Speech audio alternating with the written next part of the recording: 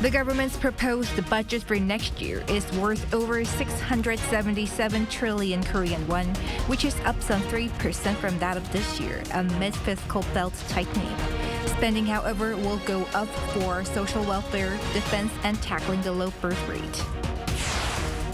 A full Congress session is in store tomorrow to approve dozens of bills mainly aimed at improving the livelihoods of the people following weeks-long bipartisan disputes. Russia staged air assaults on Ukraine overnight, targeting energy facilities, which killed 7 people and injured dozens. It's August 27th, 6 p.m. in Seoul. This is Newscenter. Thank you for joining us. I'm Yongbyon. We'll start with the budget proposal set for next year, which promises to allocate more funds to vulnerable groups amid the government tightening its belt. Our finance correspondent Lee Soo-jin explains. The government, while continuing its tightening stance, is focusing on investing in policies that aim to boost the livelihood of vulnerable groups. To do so, pan-governmental efforts will be directed towards expanding welfare support and vitalizing the economy. 내년에도 이러한 기조를 이어 여러 부처가 경계를 넘어 함께 사업을 기획하고 집행할 수 있도록 협업 예산을 확대했습니다. 우리 정부는 역대 어느 정부보다도 어려운 분들을 두텁게 지원하고 있습니다. 앞으로도 이러한 약자 복지 기조를 계속 이어갈 것입니다. During a cabinet meeting on Tuesday, the Yoon administration proposed a budget for next year of 677 trillion Korean won, or around $510 billion at the current exchange rate. That's an increase of 3.2% from this year's budget. While it's larger than the increase of 2.8% of the 2024 budget, the government is continuing to tighten its belt as it remains in the process of strengthening fiscal soundness. In the process of responding to the pandemic, the sustainability of our finances significantly weakened, and not just in our country, but in all countries. Despite this, the government will diligently invest in areas where investment is required.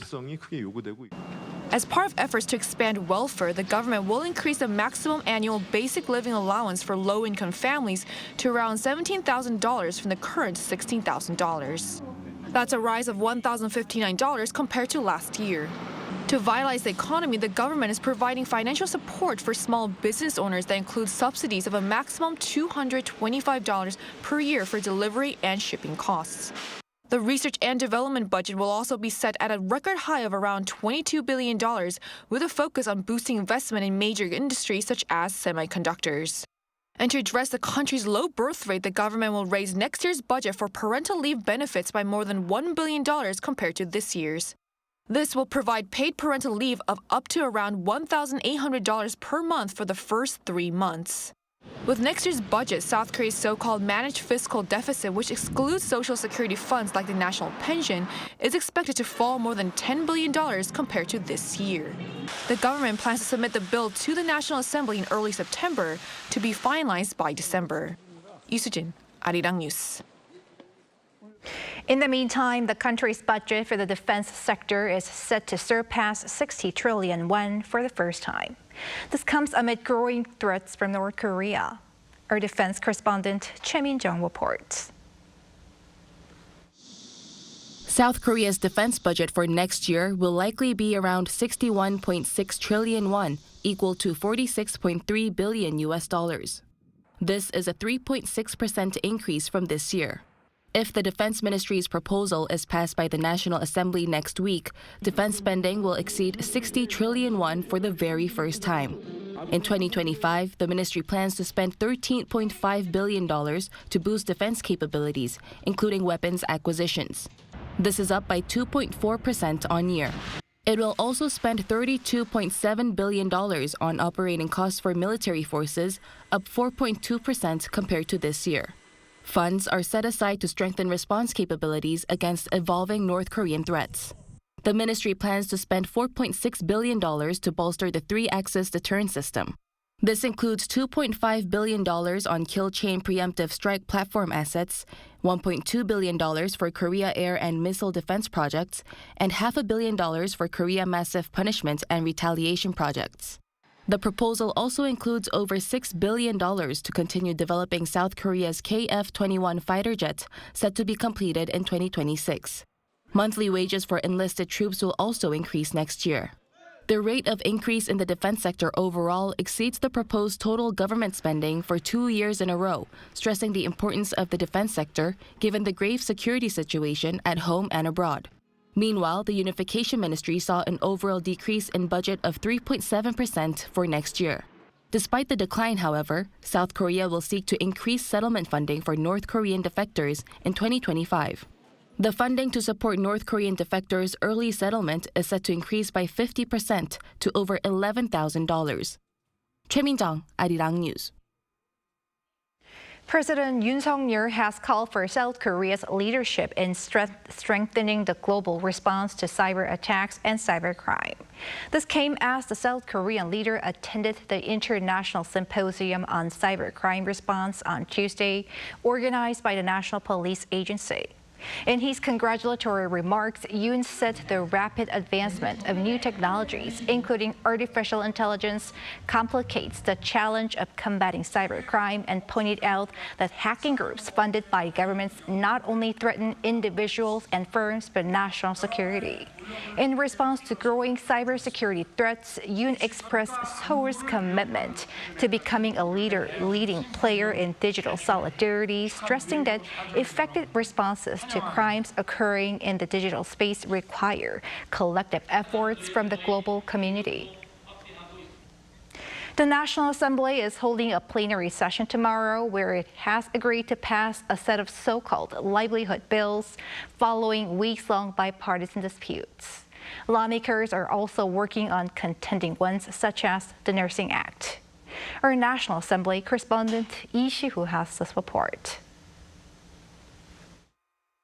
For the first time since its launch in May, the 22nd National Assembly is ready to hammer out a set of so-called livelihood bills with bipartisan agreement. Among them is a revision to an existing act expanding support for the victims of real estate rental fraud. Both the ruling People Power Party and the main opposition Democratic Party agreed on the change, which will guarantee the victims of rental scams up to 20 years of residence in the property they've rented. Another new proposal restricts the rights of parents to inherit their deceased sons or daughters' money and assets when they did not sufficiently carry out their parental duties. The so-called Kuhara bill is named after the late K-pop star whose mother and brother disputed over who would inherit the singer's money after her death. And amid calls for practical support for working parents is a bill calling for the extension of paternity leave from the current 10 to 20 days and fertility treatment leave from the current 3 to 6 days. And for the socially vulnerable are bills to lower energy costs for their homes, as well as the redevelopment of old, worn-out housing. Despite the rare move of unity, however, possible tensions may arise as the DP tries to push for opposition-led bills that have been vetoed by President Yoon. The party said it's possible they'll put up for a revote a bill on economic relief payment in the form of vouchers worth around 250,000 Korean won, or roughly around $180 to each South Korean citizen. The PPP, on the other hand, is calling it a move to, quote, sprinkle cash and remains opposed to it. If the main opposition goes through with the vote, a strong protest is expected from the ruling party. Meanwhile, the National Assembly Health and Welfare Committee is planning to hold multiple subcommittee meetings right up to the plenary session on Wednesday afternoon to discuss the ruling party push changes to the Nursing Act to provide the legal basis for medical practice by specialized physician assistants. Lee Si-hoo, Arirang News.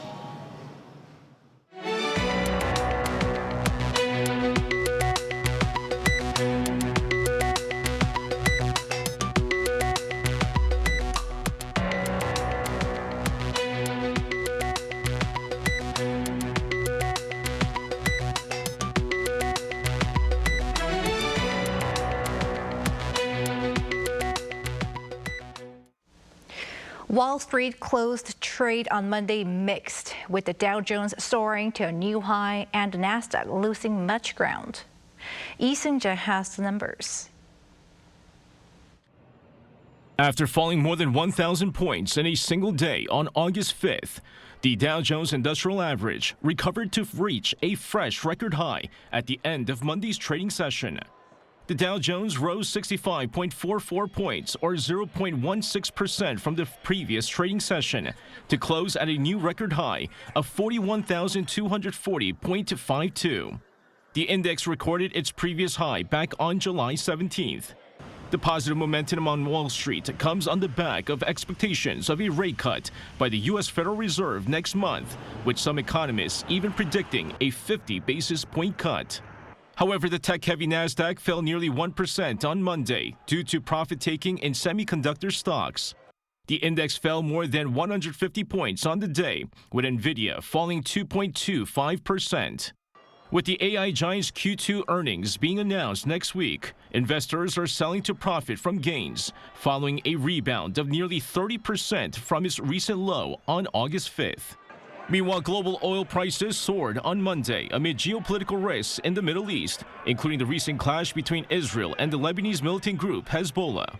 Brent crude futures for October delivery on the Intercontinental Exchange closed above $81 a barrel, up more than 3% from the previous trading session. On the New York Mercantile Exchange, the West Texas Intermediate futures for October delivery closed above $77, up 3.5% from the previous session's close. The surge in global oil prices also come as oil fields in eastern Libya will be closed, with production and exports halted. Authorities cited unspecified protests and pressures for the pause, as the eastern oil fields account for nearly all of the country's oil productions. Lee Seung-jae, Arirang News. Hyundai Motor has been pushing to start EV production at its plant in the U.S. state of Georgia within this year. But this may be looking at a potential hurdle, as the U.S. authorities are reportedly going to reassess the plant's environmental impact on the region's water supply. Yoon explains. The Associated Press reported on Monday that a U.S. federal agency will be reassessing its environmental permit for South Korean firm Hyundai Motor's electric vehicle plant in Georgia. This comes after a conservation group, the Army Corps of Engineers, claimed that the plant's potential impact on the local water supply was not properly examined by regulators. The conservationists stated in a letter on Friday that the project's permit application in 2022 never mentioned the amount of water Hyundai would be pulling, up to 25 million liters per day, from a local underground aquifer, which is a major source of drinking water in the area. The letter said that the project would have negligible impacts on municipal and private water supplies. Hyundai Motor's $7.6 billion plant, designated to produce electric vehicles and the batteries that power them, has been pushing to start production at the plant located in Bryan County, west of Savannah, before the end of the year. And it was earlier in 2024 that further details of the plant's needs came out, as the Georgia Environmental Protection Division considered a proposal for 4 new wells to supply water to the auto factory. While it is not known how long the additional review might take, the Army Corps has stated that the permit is currently still valid, and they have not asked for work on the Hyundai Motor Factory to stop, reiterating that their intention is not to delay or disrupt any construction at the plant site. Hyundai Motor Group Metaplant America said in a statement Monday that it will assist as needed to ensure that Army Corps gets the information it needs. And one of the local agencies that worked with state officials to bring Hyundai to Georgia said the information requested is expected to be submitted within 10 days, reaffirming that the reevaluation shouldn't cause any holdup to the project. Yoon, Arirang News. Also in North America, starting October, electric vehicles shipped to Canada from China, including those of Tesla, will face a 100% tariff. Our Moon Hye-ryun covers this latest decision. Canada has announced that it will be applying a tariff on imports of Chinese-made electric vehicles over what it says is an unfair advantage for China in the global market. The announcement came on Monday following a meeting between U.S. National Security Advisor Jake Sullivan and Canadian Prime Minister Justin Trudeau the day before. We're listening to automakers, we're listening to workers. Shortly, we will be introducing a 100% tariff on Chinese-made electric vehicles and a 25% tariff on Chinese steel and aluminum. These new tariffs match the levies imposed by the Biden administration and come amid mounting trade tensions between China and countries in the Western Hemisphere. Canada's switch-up in automotive policy to protect domestic car production starts on October 1st, and duties will apply to all EVs imported from China. This includes those made by Tesla, and the announcement resulting in shares dropping by 3%. China is Canada's second largest trading partner, and auto shipments from China surged nearly fivefold year-on-year in 2023 as a result of Tesla's EVs. In a similar case with the European Union, the EU lowered its tariff rate for Tesla in comparison to its rates for other Chinese EV imports. Other than Tesla, leading Chinese EV maker BYD has been trying to enter the Canadian market, establishing a Canadian corporate entity and filing a notice saying that it plans to sell passenger cars in Canada as early as next year. BYD currently sells electric buses in Canada and the US and sells EVs and hybrid cars in Mexico and other Latin American countries. Due to concerns that Chinese automakers could bypass trade restrictions by entering the American market through Mexico, the US is considering ways to block this from happening. The new Chinese EV tariff in the United States, which raises the rate from 25% to 100%, is due to go live from the end of August, while the European Union is set to impose additional tariffs starting in November. 문혜련, Arirang News. Russia staged air assaults on Ukraine overnight, targeting energy facilities, which killed at least 7 people and injured dozens. An Song-jin has the latest. Russia launched drones and missiles across Ukraine on Monday in what may be its biggest air attack so far. Ukraine's air forces say more than 200 Russian drones and missiles were used in the attack. That will be more than 150 used in Russia's previous largest air attacks last December. The State Emergency Service of Ukraine have stated that at least 7 people were killed in Monday's missile and drone attacks and more than 40 were injured. Each such strike reminds us again and again of the need for long-range capabilities, the necessity to provide our defense forces with sufficient long-range weapons, capable of destroying terrorists precisely where they launch their attacks from.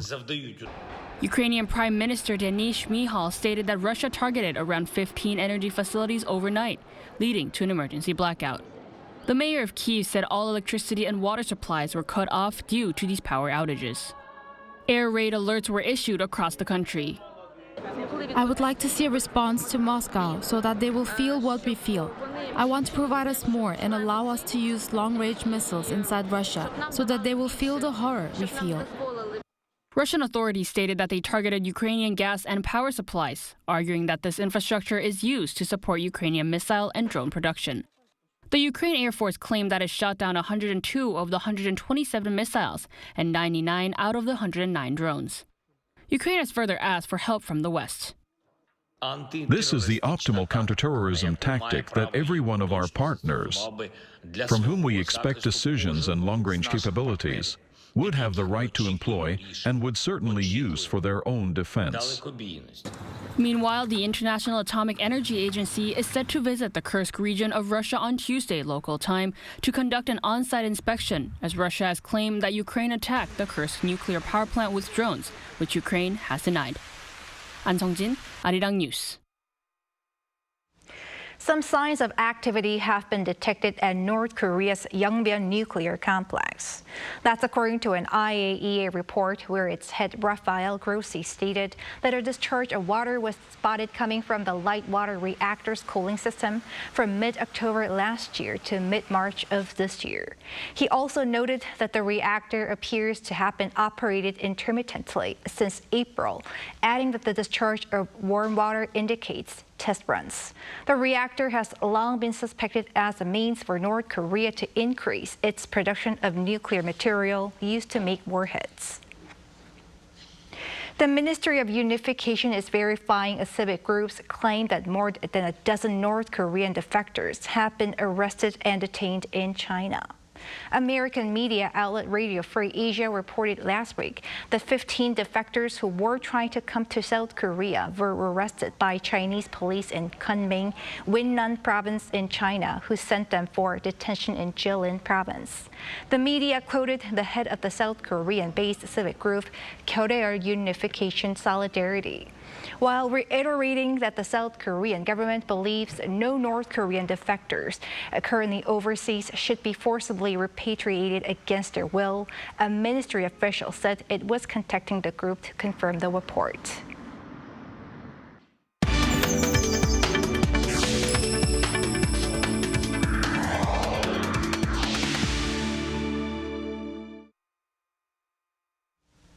Azerbaijan is a country that has been extending its influence beyond Central Asia with its geographic location and energy resources.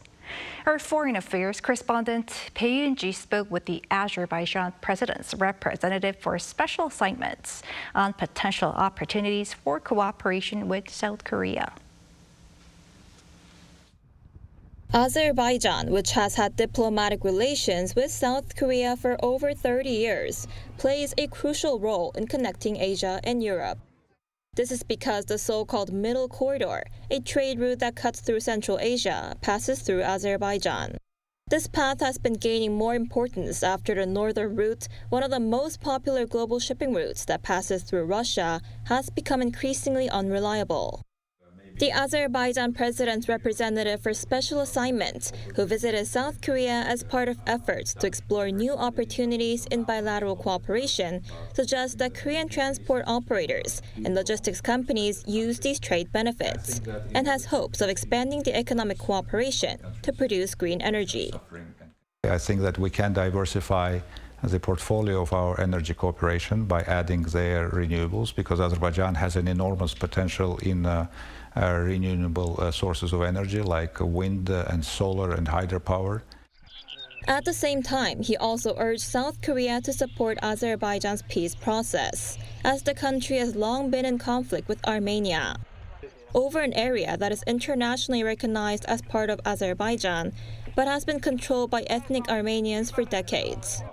As a non-permanent member of the United Nations Security Council, and being an important player in international affairs, the Republic of Korea, by supporting the peace agenda, which is promoted by Azerbaijan today, can make an important contribution so that this peace is finally achieved. Other than economic and security issues, he highlighted the importance of cultural exchanges and increasing tourism opportunities, adding that establishing direct flights between the two countries could be a way to get this started. Hyun, Arirang News.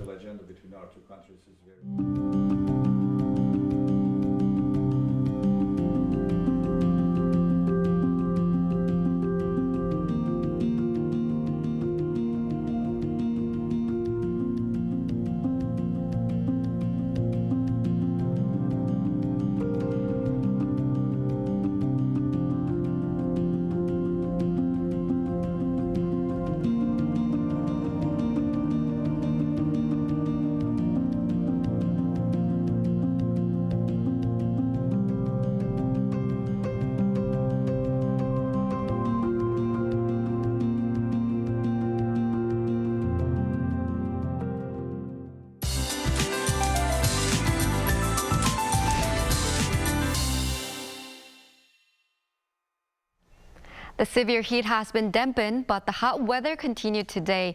In the east, there were showers in the inland areas and rain on the east coast. The expected amount of rainfall will be 5 to 40 millimeters in inland areas. In addition, up to 80 millimeters is expected on the east coast by the day after tomorrow due to the 10th typhoon of the season, Typhoon Sansan, heading north to Japan. Another tropical night is in store on Jeju Island overnight. However, in inland areas such as Seoul, tropical nights will slow down a bit tonight. In the middle of the day tomorrow, the temperatures will rise again, and the daytime heat is likely to become temporarily stronger. Tomorrow's Seoul, Chuncheon, Daegu, and Gyeongju will start off at 24 degrees. Highs will move up to 31 to 33 degrees all over the country. In the second half of the week after the typhoon, the cold air will come down and the heat will ease for a while. That's all for Korea. Here are the weather conditions around the world.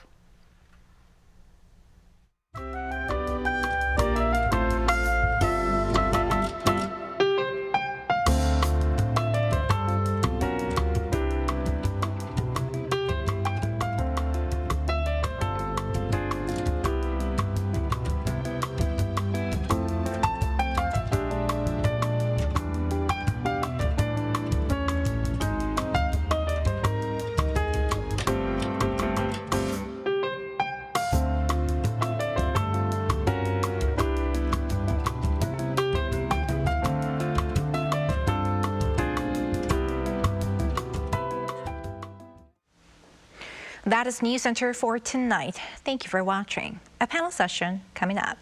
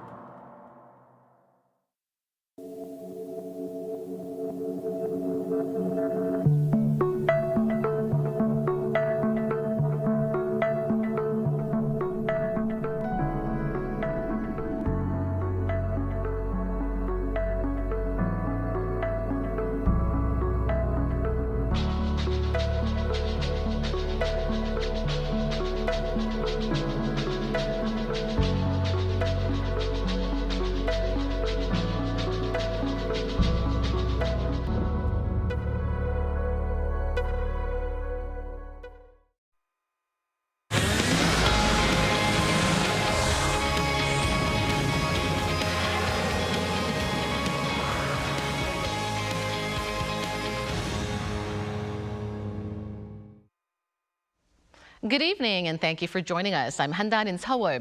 The world is about to witness another significant milestone in the evolution of human space exploration. SpaceX's daring space mission, the Polaris Dawn, will send 4 astronauts into orbit aboard its Crew Dragon capsule for humanity's first commercial spacewalk. And the mission will include a lot more than that, venturing into high Earth orbit and testing some 40 groundbreaking space experiments. SpaceX has also unveiled plans to fly in a polar orbit, a feat never before attempted with humans on board. Meanwhile, South Korea's space endeavors are also making notable strides, officially launching the mission of the country's first surveillance satellite and also deploying AI processors into space. To delve deeper into these exciting developments, we're joined by Park Si-soo, Seoul Bureau Chief of Space News. Welcome to the program. Thanks for having me. And joining us from the U.S. is Wendy Whitman-Cobb, Professor of Strategy and Security Studies at School of Advanced Air and Space Studies. It's always great to have you with us. Thanks for having me back. All right, Shisu, let's start off with you. So Polaris Dawn is expected to be a historic commercial spacewalk mission. First, tell us more about it. Yeah, the Polaris Dawn mission is a private astro mission hosted by the U.S. space company SpaceX. 4 private citizens are set to lift off on August 28 from Kennedy Space Center in Florida, U.S. over the SpaceX spacecraft Crew Dragon. The lift-off was planned on August 27, but just hours ago, the NASA announced that the launch was pushed back to August 28 due to a ground-side leak helium, but the overall situation is fine. So I expect that the lift-off will take place in August 28. The 4 crew members of this missions are Gerald Eisenman, who funded and organized this mission, and Scott Puttett, the former U.S. Air Force fighter pilot, and the 2 SpaceX engineers, Sarah Gillis and Anna Malnan. They are expected to stay in orbit for 5 days, during which 2 of the 4, Gerald Eisenman and SpaceX engineer Sarah Gillis, will conduct the historic 2-hour space work. This space work is historic because it's the first ever conducted by the non-professional astronaut. And there's another historic thing. The mission aimed to reach the highest orbit around Earth for a crewed mission, 1,400 kilometers over the Earth's surface. No human has traveled that far into space before, so the current record is 1,373 kilometers set by NASA's Jeremy 11 mission back in 1966. In addition to the space work, the crew will perform 40 experiments in orbit and also test a laser-based communication with Starlink. Starlink is a massive satellite constellation owned and operated by SpaceX. So we will later know what the 40 experiments was conducted in orbit. Also, the 5 days in orbit will be filled with various tasks, which will likely contribute to the advancing technology for crewed space exploration. It's a risky but incredibly exciting adventure, isn't it? All 4 of the Polaris Dawn astronauts will be in vacuum during spacewalk, and next-generation spacesuit they'll be wearing is another interesting point to keep a close eye on. But we're going to have to wait for another day for the historic launch. Dr. Whitman-Cobb, as Shisu mentioned, the Polaris Dawn mission has been delayed again and is now scheduled to lift off early Wednesday morning local time. What caused the delay, and give us latest updates on the launch preparations? Yeah, SpaceX reported that there was a ground-side helium leak on one of the quick release connectors that connect the rocket to the launch tower. It doesn't sound serious. They didn't think that it would require more than a day's delay. And delays like this are quite frequent in human spaceflight, in any kind of spaceflight. You certainly don't want to take the chance to launch until you know that everything is really good to go. So I think this is just a sort of a normal type of delay. They report that the rocket, the Falcon 9, and the Crew Dragon vehicle are both healthy, ready to go. So I do hope it'll go off tomorrow morning as they plan. But otherwise, I think this is a pretty normal sort of delay. So a helium leak was what pushed back the launch, and it's nothing serious. It's a normal type of delay. And the launch is now targeted between 3:30 a.m. and 7:09 a.m. on Wednesday local time. Now, while we await the monumental launch, Dr. Whitman-Cobb, tell us about the significance of the Polaris Dawn mission. How would the commercial spacewalk contribute to future space exploration, and what does reaching the highest Earth orbit ever achieved by humans mean to the space industry? So Polaris Dawn is the first of 3 planned missions in the Polaris program. It's something that Jared Isaacman is working with SpaceX on. Several years ago, Isaacman flew on the very first SpaceX non-NASA commercial mission on Inspiration 4. And since then, he's devoted more of his resources to doing this Polaris program. The idea for Polaris is to allow SpaceX to test out the capabilities and technologies that they're going to need for their own independent missions to the moon and Mars someday. So all of these things are testing out and making sure that SpaceX can do the things that they're going to need to do once they get to their destinations. And that includes going out into the vacuum of space. EVA, extravehicular activity, is rather dangerous. You're exposing the human body to the dangers of space. Those suits are not easy to design, manufacture, and make. NASA's latest generation of suits dates back to the 1980s. So that just goes to show you just how difficult it is to sort of do these things. NASA's working on a new generation, but it's still a rather difficult thing. So SpaceX, in order to carry out its mission of making humanity multiplanetary, according to Elon Musk, needs to show that they can provide these safe EVA suits that are functional, that keep humans safe, and allow them to venture out into the environments that they'll find themselves in. As for the highest orbit, this is really testing out the capabilities of the Crew Dragon to be able to go that high. And just for comparison's sake, that 1,400-kilometer orbit that they're planning on reaching, you can compare that to the space station's orbit, which typically orbits around 400 kilometers. So that gives you a sense of really how far out they're going. Now, they'll come back down from that high orbit in order to conduct the spacewalk. They'll do that at about 700 kilometers in orbit, in order to reduce the exposure of radiation to the crew. But all of these are really big steps that SpaceX needs to achieve in order to do what it wants to do in the future. So the Polaris Dawn will be historic in many different ways and will undoubtedly open a new chapter in private space flight. Shisu, what are your prospects for SpaceX's capabilities in future commercial space programs? Yes, a successful mission to demonstrate that the SpaceX has the capability to send humans beyond low Earth orbit, possibly to the moon and beyond. And also the successful space work will also show that the SpaceX's ability to allow astronauts to operate outside the spacecraft. This achievement would push the boundaries of the commercial crewed space flight. And the data collected from the mission will likely be applied to future crewed mission to the moon and beyond. We know that the SpaceX CEO Elon Musk has repeatedly stated his intention to send humans to the moon and Mars. And to achieve this, SpaceX will need to develop and test new technologies and equipment required for such a mission.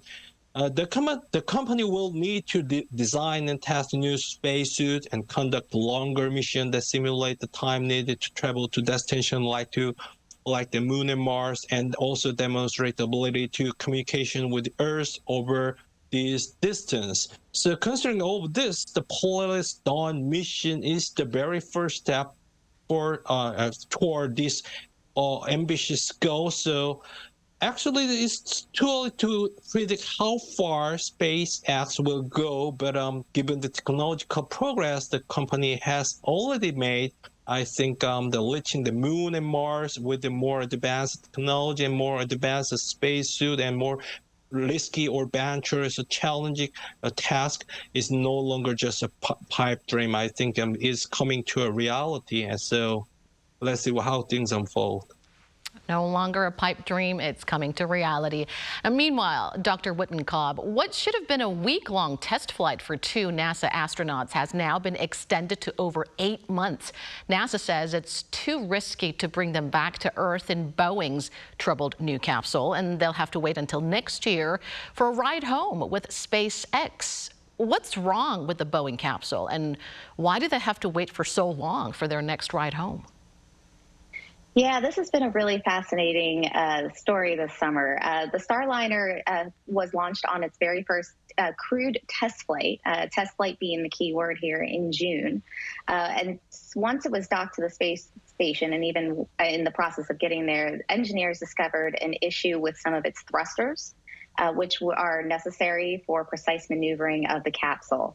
And to date, NASA and Boeing have yet to be able to really pinpoint the exact cause of some of those problems. And because they can't figure out the exact cause, they really can't model or predict the way that those thrusters might actually operate in space. And so NASA, out of an abundance of caution, thought that there was a bit too much risk involved with bringing the astronauts back on their Starliner capsule. Just because of not knowing how those thrusters would work when they are trying to both leave the space station and then re-enter Earth and land. And so it was just an abundance of caution. I think the astronauts certainly were prepared for something like this. They certainly have acknowledged that this was a test flight, and anything can really happen on something like that. Now, in terms of why they have to wait so long, I think there's a couple of logistical issues with the space station. There's only so many places that a capsule can dock. And so NASA sort of figured out the perhaps best way to deal with this is when Crew 9 goes up to the space station in a few weeks, instead of sending the full complement of 4 astronauts on board that, they would only send 2. And that way, in early 2025, when Crew 9 was scheduled to return home, the 2 Starliner astronauts, Butch Wilmore and Suni, will be able to come home in those 2 extra seats on the Dragon. So I think just in terms of logistics and crew planning for the International Space Station, that was just simply the easiest thing to do. And so while it was unfortunate, it is something that happens. And again, you don't want to take that chance when you have humans on board to potentially put their lives at risk. So I think this was a pretty good decision on NASA's part. Right. NASA says it's a result of a commitment to safety, so hopefully the 2 will return safely home in February. Safety first. Now, Shisu, back here at home, South Korea has signed a contract with SpaceX to launch a multi-purpose communication satellite, Cheollean-3, to geostationary orbit in the second half of 2027. Give us more details on this. Yes, South Korea has signed a contract with the SpaceX to launch its Cheollean-3 multi-purpose communication satellite to geostationary orbit in the second half of 2027. The nation's newly established space agency, CASA, announced this deal early this month. This agreement is the latest in a series of launch contracts South Korea has secured with the SpaceX for its key space missions. The nation's first orbiting lunar orbiter, Plenary, launched on SpaceX Falcon 9 rocket in August 2022, and 2 of the 5 military reconnaissance satellites involved in the Fortify project were launched on Falcon 9 rockets in December last year and April this year, respectively, with the remaining 3 scheduled to launch using SpaceX rockets through 2025. And let me briefly explain the Cheollean-3. It's also known as GeoComm-3. It's weighing of 3.7 tons, and this satellite will replace Cheollean-1 satellite launched back in 2010. The new satellite will feature advanced payload for communications, disaster prevention, maritime safety, and the safe flight of aircraft. The satellite's development began back in 2021 with a budget of 411 billion won, or $309 million. while the Korea Aerospace Research Institute, or KARI, is responsible for developing the satellite platform, the Korea Electronics and Communications Research Institute, or ATRI, is in charge of the payload. And let me explain about the geostationary orbit because it's a scientific term, so many people watching this show will be unfamiliar with this. So briefly, the geostationary orbit is located about 36,000 kilometers above Earth's surface. At this altitude, the satellite revolves around the Earth at the same speed that the Earth rotates, allowing the satellite to remain fixed over a specific position on the equator. And so satellites in this orbit are ideal for tasks like weather monitoring, communication, and broadcasting because, as I said, they provide continuous coverage over the same region. Now, Dr. Wittenkopp, another historic mission under preparation by SpaceX, it has unveiled a polar orbit mission backed by crypto magnate Trinh Nguyen. Can you elaborate on this mission and share your outlook on its prospects? Yeah, this is a really interesting mission. They're calling it FRAM-2. The idea will be to take 4 commercial astronauts, paying customers, to do a polar orbit, which is something that is unique even for satellites. Instead of launching from basically to the east and then orbiting the Earth east to west, this will be actually going north to south. And so what this will allow this mission to do is study the polar regions, the Arctic and Antarctica, where you don't typically get a lot of satellites, let alone people. Like you said at the beginning, this is something that hasn't really been tried before with humans on board. Certainly there are some satellites that orbit that way, but this will actually be a really interesting one. It's also one that really expands the envelope of what Falcon 9 as a rocket can do. To achieve a polar orbit is technically a little bit more difficult, especially depending on where you're launching. Farther north you are, it's a little bit easier to get into that orbit, but if you're farther south, like you are at the Kennedy Space Center from where I believe they're planning to launch this, it takes a lot more power to get into that polar orbit. So this will be an interesting mission scientifically, capability-wise, and really try and do something else that's new, which really seems to be what SpaceX is specializing in nowadays, doing all of these new groundbreaking things that we haven't yet seen before. So it's actually, I think, really exciting to see what is in store for us in the next couple months. Sisu, South Korea's first reconnaissance satellite launched at the end of last year has been certified as combat fit. What mission would it focus on from now on? And also give us the latest updates on the second surveillance satellite launched in April. Yeah, South Korea's first reconnaissance satellite is now fully operational. The launch in December last year, the satellite was recently certified as combat fit by the Ministry of National Defense after undergoing various tests to evaluate its operational capability in space. It took 8 months from launch to secure this combat fit certification. This satellite can observe a ground object as small as 50 centimeters, and its primary observation target is, of course, North Korea, particularly its nuclear and missile facilities. This certified satellite is the first of 5 spy satellites the South Korean military plan to operate in orbit to monitor North Korea's key military facilities. This means that the 4 more satellites still need to secure combat fit certification. As you said, the second reconnaissance satellite was launched in April, and the third spy satellite is set to launch in November, and then the remaining 2 scheduled to launch by the end of 2025.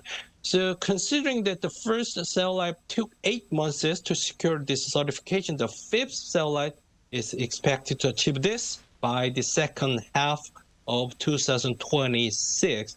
That means that at that point that the full constellation of 5 spy satellites will be fully operational from the, I believe that from the second half of 2026.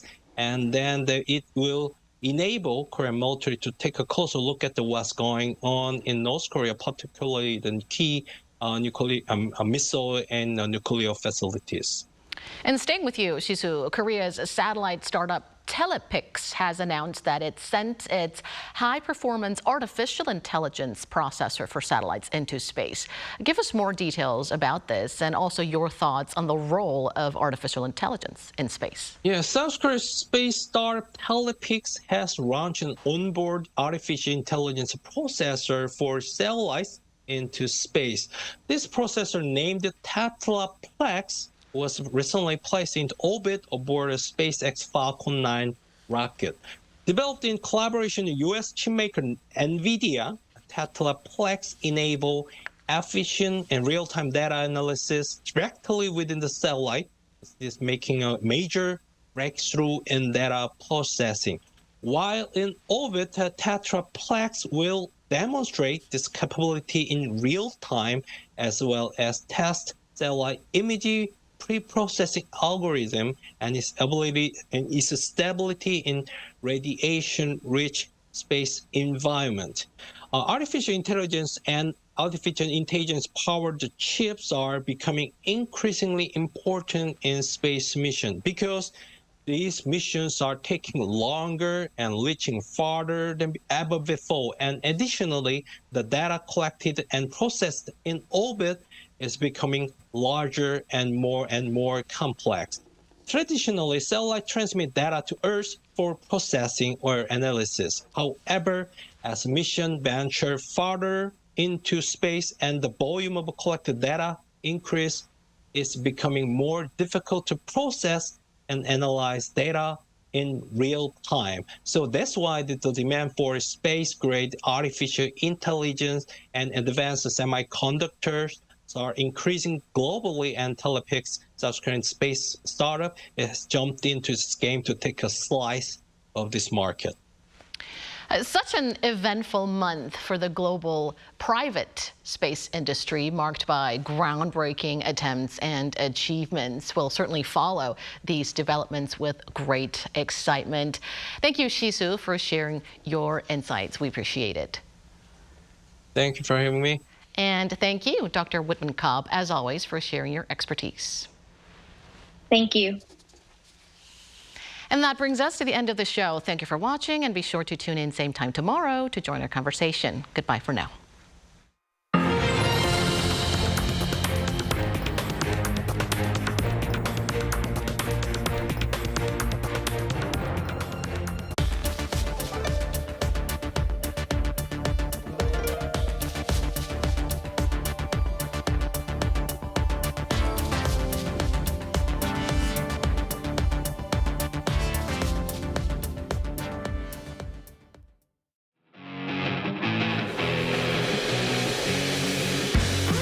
There is no greater blessing than to have good health as you grow old.